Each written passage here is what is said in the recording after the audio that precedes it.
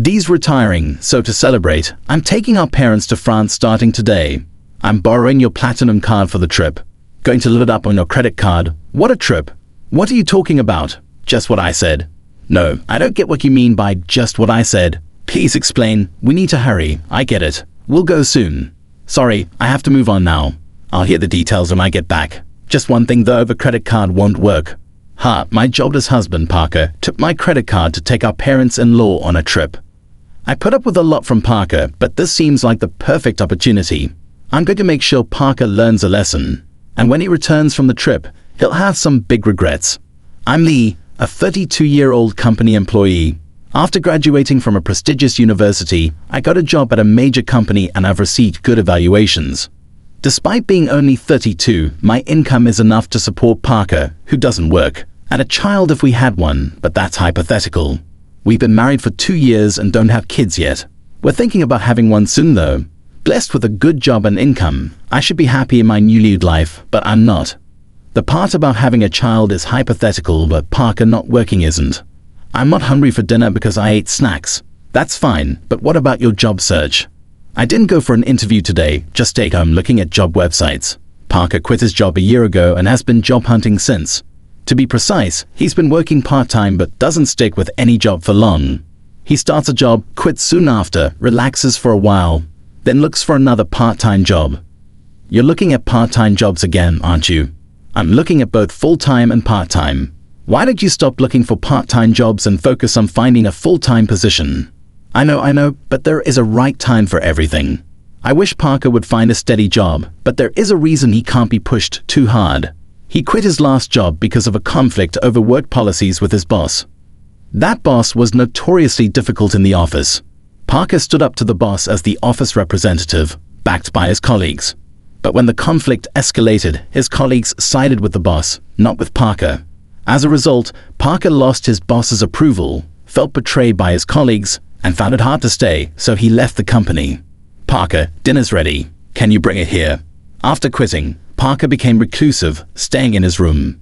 After about 2 weeks, he started coming out and helping with household chores. I'll do the dishes. Really? Thanks. Then it's all yours. Yeah, I've got nothing but time. Joking about that, Parker smiled, but it didn't seem genuine. Yet after another 2 weeks, he started job hunting. I have an interview today. Is it your top choice? Yeah, I'm going to get this job and start over. I'm rooting for you. Do your best. A month after quitting, Parker began job hunting in earnest. But even after a month, he couldn't find a job. Why am I always rejected? Damn it, it's all my previous company's fault. Don't get frustrated. You'll find something good. Of course I'm frustrated. I did nothing wrong. Parker might not be entirely blameless, but what happened at his last job wasn't entirely his fault either. Still, quitting because of interpersonal issues doesn't look good to potential employers. It's like I can't do anything right anymore. That's not true. You have an interview tomorrow. Let's work on your resume. It's pointless. I'm not going tomorrow. Repeated rejections wore Parker down, but after a while, he became defiant. One day, I came home to find torn-up resumes on the living room floor. Knowing the interview didn't go well, I chose my words carefully. Can you throw that trash in the bin? I'm done. Done with what? Job hunting. We can live on these income, right? I don't need to work. Indeed, we could live on my income alone. Some people don't work and do a great job as a full-time homemaker, but that's not Parker's situation. He's just avoiding unpleasant realities. I understand his reluctance to work after the bad experience at his last job and the unsuccessful job hunt. So I decided to be patient with Parker for a while. Parker, you still haven't found a job. What's your plan? I've worked hard before. This is just an extended break. I'm not just resting. I'm studying for the future. That's good to hear.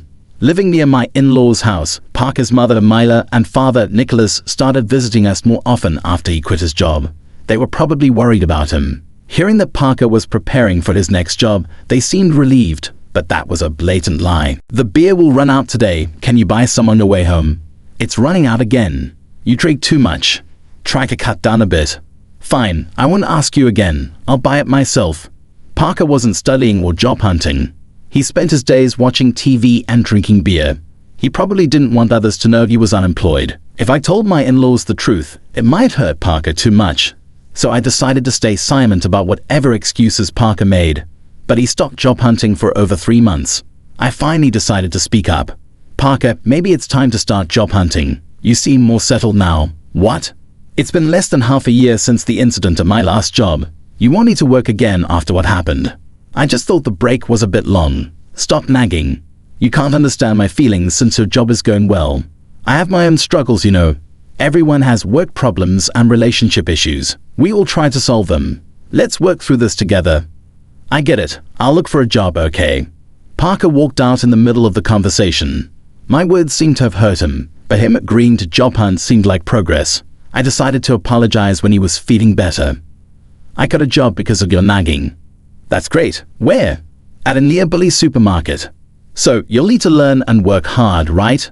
It's just part-time, no need to work too hard. Part-time or not, even part-time is a job. Do you have a problem with that?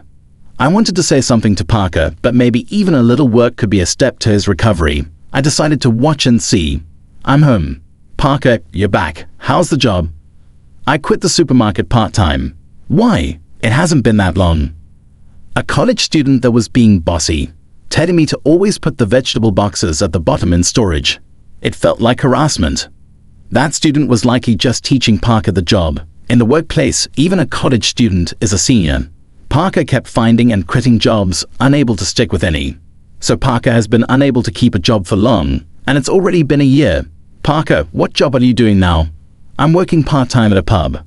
I've never worked in food and beverage before, but it's interesting, and I think I've finally found my calling.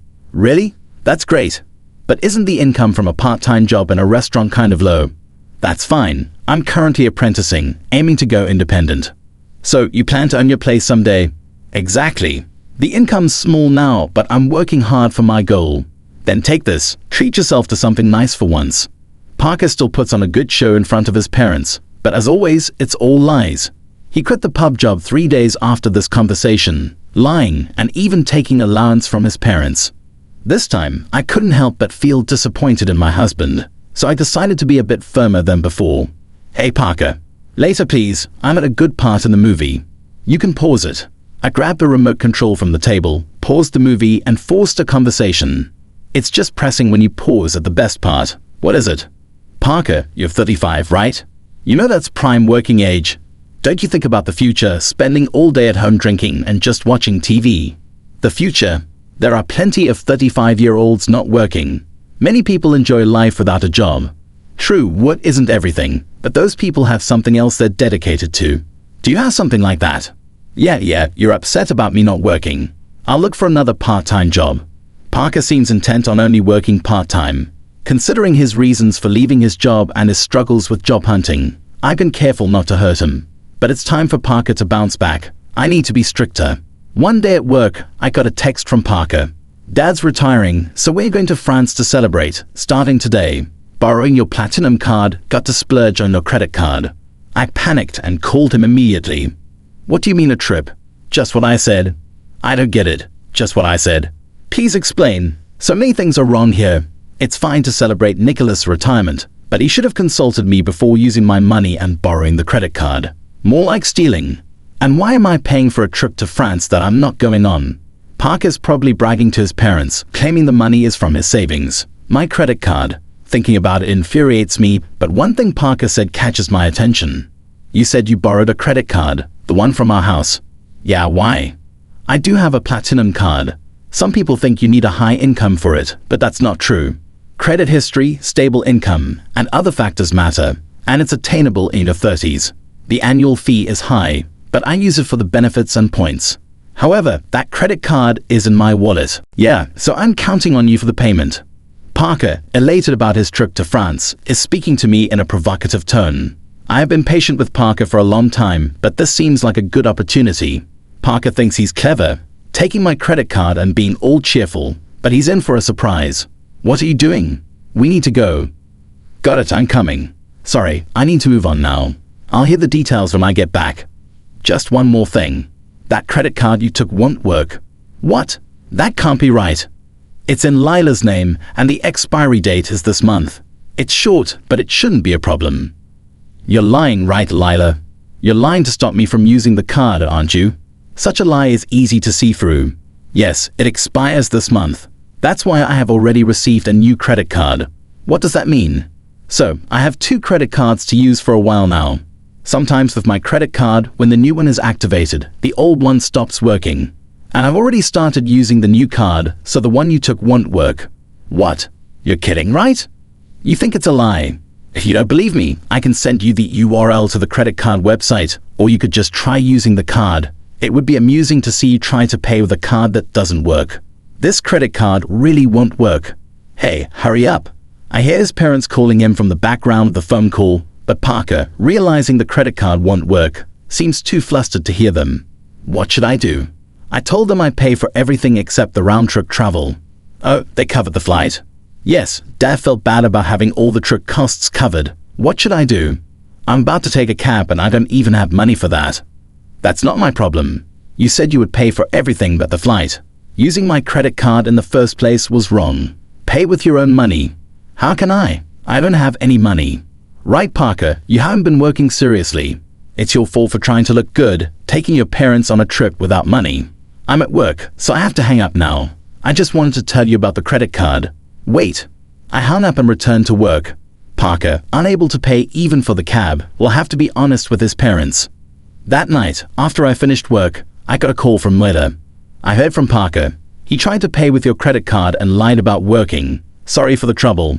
No, don't apologize, Miller. I'm sorry for the inconvenience. About the credit card, are you okay with the money?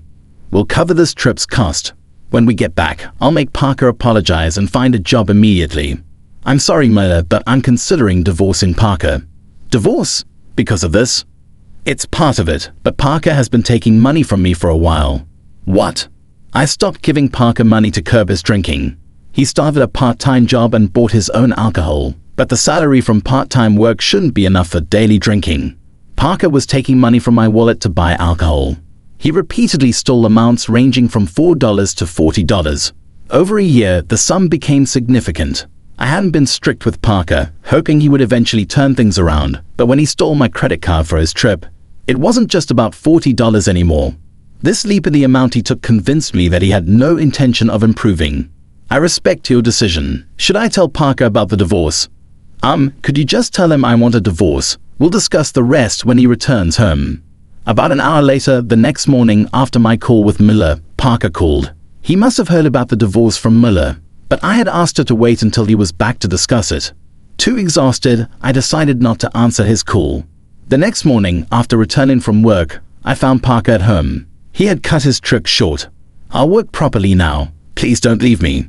He pleaded as I entered the living room and saw Parker. He immediately apologized. His regrets seemed sincere but came too late. He had a whole year to change yet still asked for another chance. I had warned him repeatedly, yet he squandered every opportunity. I'm not going to give Parker another chance because he gave up on me. My mind is made up. Can you leave? Please don't say that. If you don't leave, should I move out? Only if you can afford the rent here. Parker fell silent. He didn't even have the money for next month's rent, let alone an income. My words and the reality of the impending divorce made him realize the severity of his situation. With nothing to take, Parker seemed to be leaving the house, probably heading to his parents' house. I thought about asking if he had money for transportation, but Parker isn't a child. He should manage his own affairs, money or not. I sadly watched Parker leave the house. After leaving the house, Parker went to his parents' house. Later, I received a call from Miller. My parents-in-law let Parker stay for one night, but then asked him to leave the next day. They thought he might become too reliant on them if he stayed. Creating a situation where he must fend for himself was perhaps their intention. It must have been painful as parents to send their son away. However, they made a tough decision for Parker's recovery. Kicked out from his parents, Parker came back to our house, pleading with me. Please help me. I've got nowhere to go and no money. That's the result of your own actions. You need to handle it yourself. Everyone deals with their hardships. Maybe sometimes it's necessary to ask for help, but all you have done in the past year is abandon your responsibilities and do as you please. I didn't let Parker into the house and turned him away from the doorstep. The divorce eventually went through. Parker was reluctant, but with the support of his parents, it happened quicker than expected. I don't know what became of Parker, but he's probably still job hopping and making excuses. I thought I would feel lonely without Parker, but I didn't. I had been stressed by his attitude and always careful not to hurt him. Not having to cater to him anymore, I have been living more comfortably. I was unconsciously burdened by our life together. I'm relieved I didn't get tracked down with him. Now I can live without having to accommodate anyone else.